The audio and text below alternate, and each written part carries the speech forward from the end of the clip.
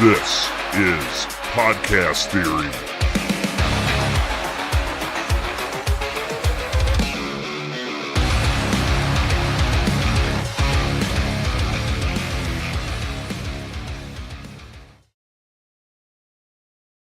Hello again, fellow podcaster, and welcome back to Podcast Theory. I am your host, Jason Sircone, and today it is part 6 in our 6-part series all about critical things that you need to be thinking about before you launch your podcast.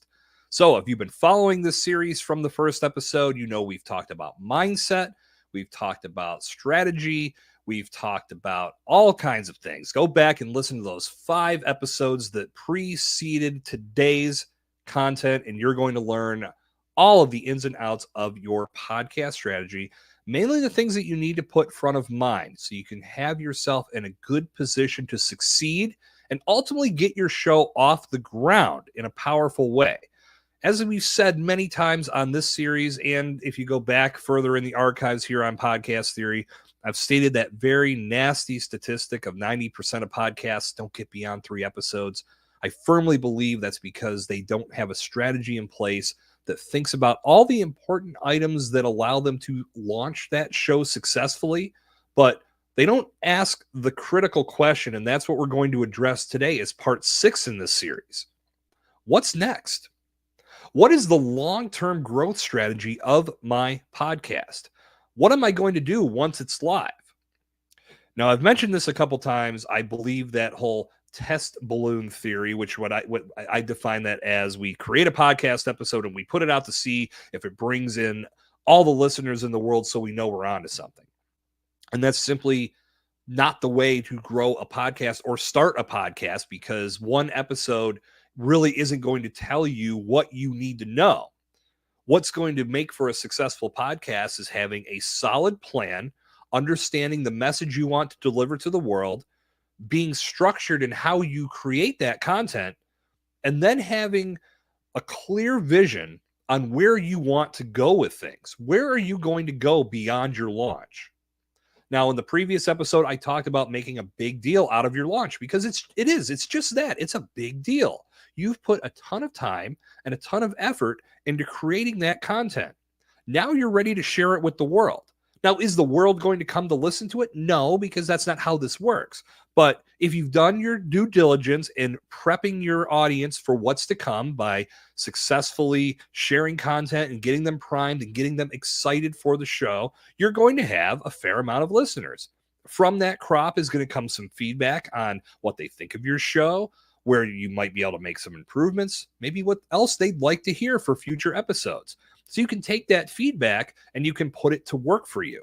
So now comes the time to say what comes after the launch. We're off the ground. The show is running.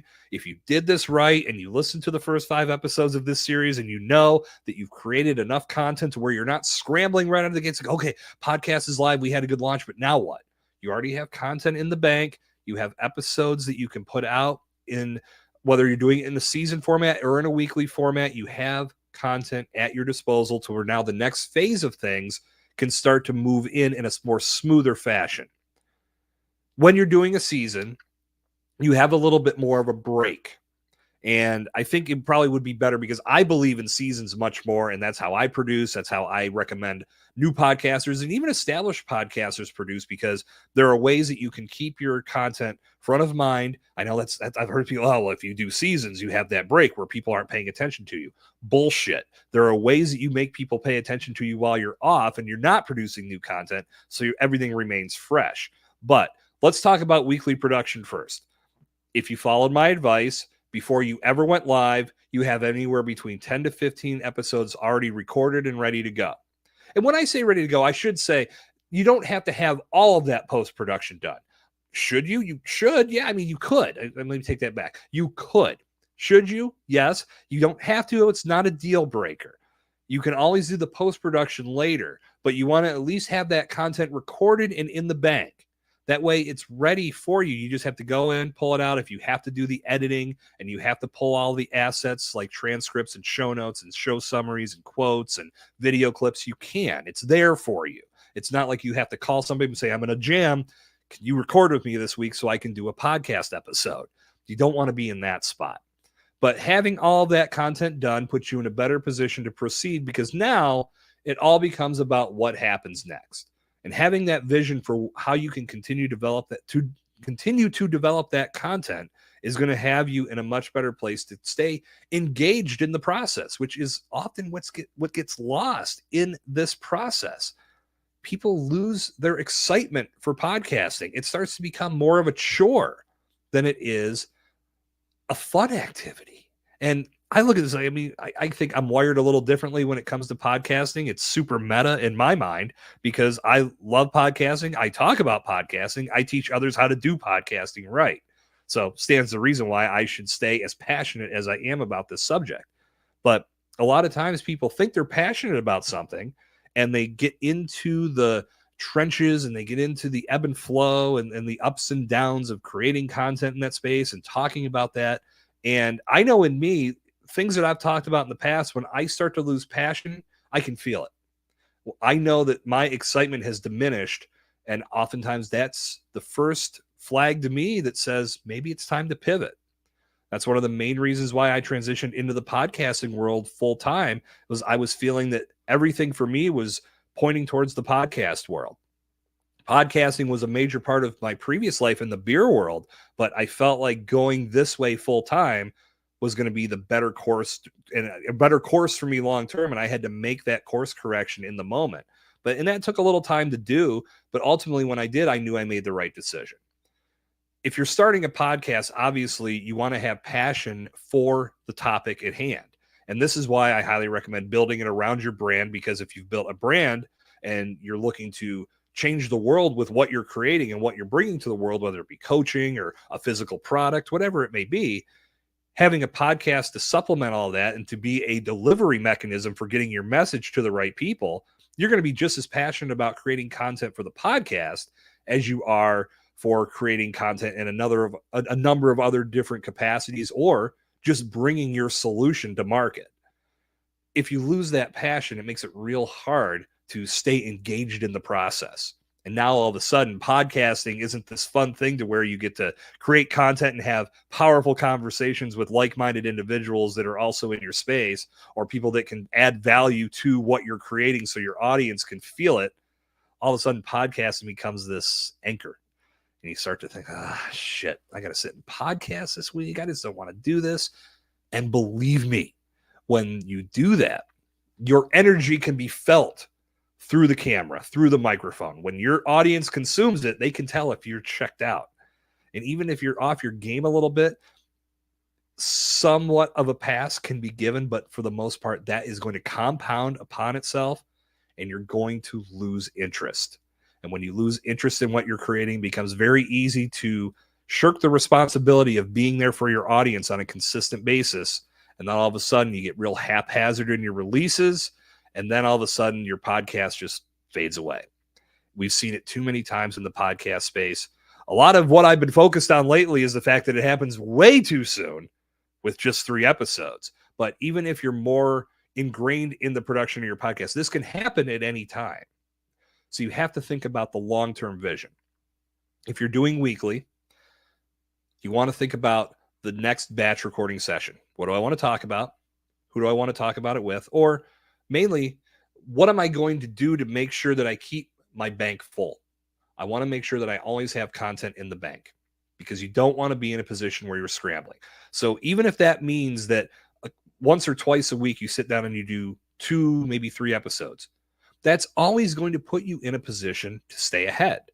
Even if you do have that big bank of content from the start, and then you just sit down once a week and do another episode, that again is going to put you in a good position, because you're always going to keep replenishing your bank. One episode comes out and gets published, another one goes in, and it keeps the bank in a nice cycle. This is where you have to be with weekly production. You have to be thinking about, what can I do to make sure that each week I bring something fresh to my audience? Now, there's ways to supplement this content. Instead of always producing new content, you can always do a rerun. Doesn't get talked about very often in podcasting, but it can absolutely be done. If you've got an episode that did very well, or maybe you had a podcast that felt could have done better, and you want to just get it out there again, there's nothing that's stopping you from going into your archives and pulling that episode out, maybe putting together a new intro or something real quick to say, hey, this is an episode that exists in our catalog, but we want to bring this to you again because we feel so attached to this message. We want you to hear it again. Or maybe it's something that's very big in the world right now as you speak. You could take that content from the past and bring it back into a positive light because it's going to be very effective in the moment because it's what everybody's talking about. So there are ways that you can use that content more than once. And again, you know me, I'm big on repurposing. So thinking about the rerun aspect, there's absolutely nothing wrong with that. But the overall point that I am driving at with a weekly production for your long-term growth strategy, you have to know how much time you can dedicate to your production, and you want to make sure that you stay with that so you can be consistent and you can make sure new content is coming to life each and every week. Now we're going to flip the coin over and talk about why I feel the podcast seasons is the better approach. You can do as many seasons as you want.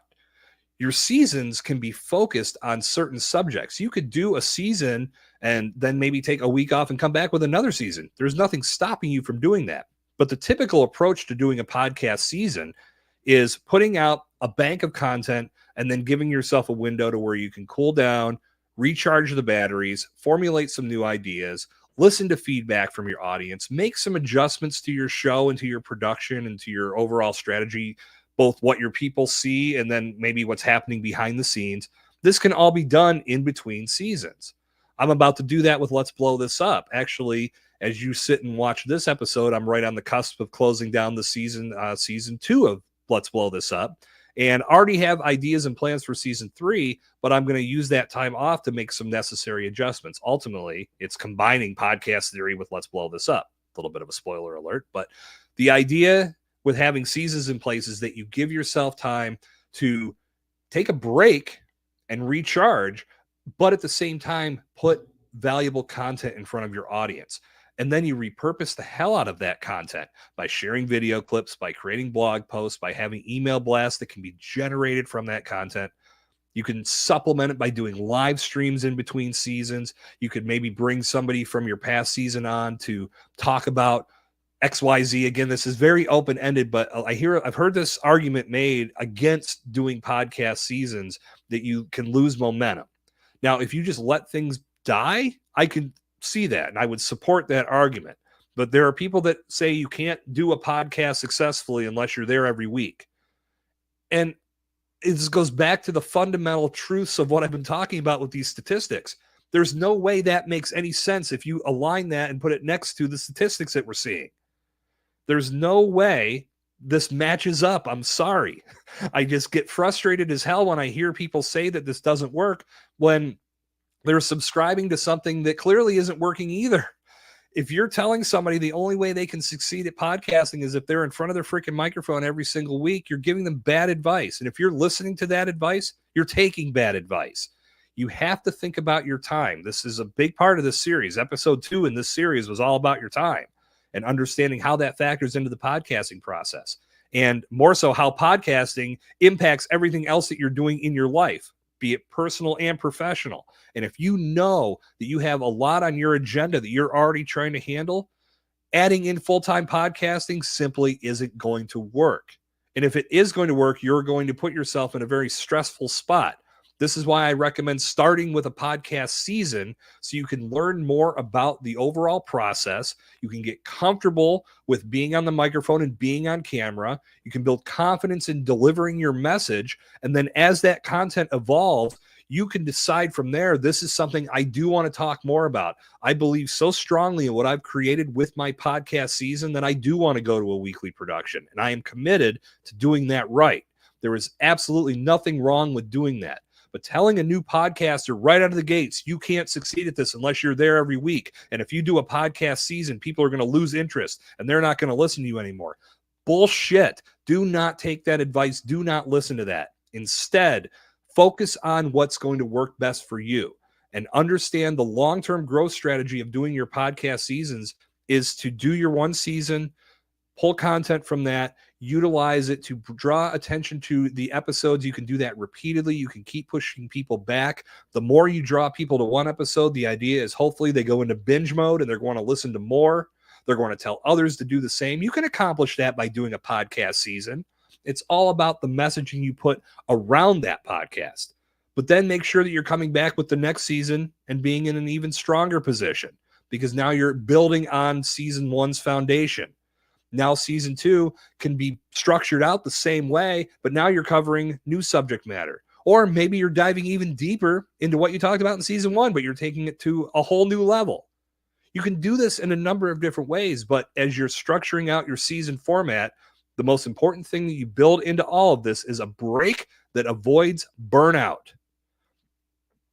So many people that have failed at podcasting, I haven't done this. I haven't personally reached out to hundreds or thousands of podcasters that didn't make it beyond a few episodes to say, why'd you quit? But I bet you if I did, the majority of them would tell me it got to be too much work and they burn out. And that was why their show faded away. So why don't we nip that in the bud and we find a way to address this early? And to me, it makes much more sense to factor in time and then build a podcast that has X amount of episodes in their season. And again, this is an open-ended thing too. Your season could have 5 episodes. It could have 25. However you want to structure that season out, go for it. But make sure you're setting up for a clear way to say, once this season ends, I highly recommend that you jump back in the archives, you check out episodes you missed, maybe re-listen to a few things that were super important that you want to put front of mind once again. We're going to keep talking with you through our social media accounts, through email. Make sure you're following us and you're subscribed there.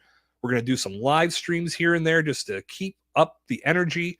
And then we're going to be back with another season, and we're going to do this all over again, and it's going to be one hell of a ride. It's all about being clear in that communication and setting yourself up to succeed with this, not putting so much stress on yourself that you burn out after just a few episodes, or maybe 15 or 20 episodes, whatever the number is. The idea here is that you're building something that's meant to stand the test of time. I've been hearing this message for years. I've been here for 10 years. I've been hearing it constantly. Quantity over quality. No. And maybe they're not even saying the quality part, but many of the gurus, quote unquote, are stressing quantity. Got to do 2, got to do 3. I believe that, yeah, if you do a lot of episodes a week, it's going to be great for you, but we have to think realistically. Can you do that? Can you consistently do 2, 3, 4 episodes a week? Are you in a position to where that's realistic? For most of us, the answer is no. If you are, great. If you can build a system to where it's going to benefit you to do that, you can build your whole brand around it. You can be there. You can be present. You can be engaged. You can put out that much content. Hell yeah, run with it. But that's not real for most of us. So don't think you can't do this because someone else said that's the only way to succeed. That's the narrative I'm trying to kill. This is all about creating content in a way that makes sense for you and your brand and delivers a powerful message to your audience in a way that allows you to keep showing up for them, not get burnt out and hating the process, but allows you to keep showing up and bringing them what they need. Your launch is a big deal. Talked all about that in episode 5 of this series. Now on part 6, I'm saying the long-term part is a big deal as well. So think about that before you ever hit play. How are you going to complete the marathon? And I shouldn't even say complete the marathon. How are you going to keep running the marathon? How are you going to stop thinking about this or ever get into a position to where you think about podcasting as a sprint and think about the long-term benefits that a podcast can bring to you in marathon form, baby? Think about everything. Don't just think about the podcast itself. Think about everything. Think about the content you're getting for all of your other platforms. Think about the connections you're making with your audience. Think about the relationships you're building with the people you're collaborating with. Think about all of these positive benefits that come from having a podcast. And think about how it's going to serve you in everything that you are trying to accomplish within your business, within your brand, within your career.